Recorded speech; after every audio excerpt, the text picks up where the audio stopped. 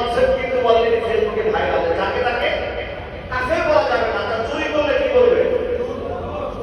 কথা বলে যদি বলেন আপনারা চুরি করলে কি করবে? ডাকাতি করলে, খুন করলে, শিরিক করলে, শিরিক করলে কি? মুশরিক। শিরিক করলে কি? ঈমান আনলে কি করবে? মুমিন। ইসলাম ধর্ম গ্রহণ করলে কি করবে? মুসলিম। আর কুফরি করলে কি করবে? চুপ থাকবে। বাহ, এটা দারুণ কনসেপ্ট। কুফরি করবে কিন্তু কাফের বলা যাবে না। মানে বেগম রোকেয়াকে কাফের বললো কেন? এই জন্য বাপ মারা হাত তুলে গেছে।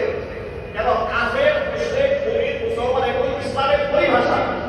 যদি মুসলমান থাকতে পারে চাই কুফরি বাদ দিতে হবে।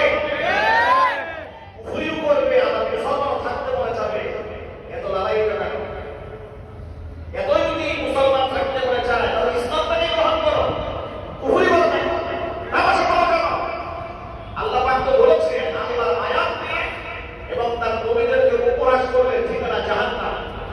সুতরাং এই ভদ্র মহিলা বেগম রোকেয়া তাকে নারী জাতির জানো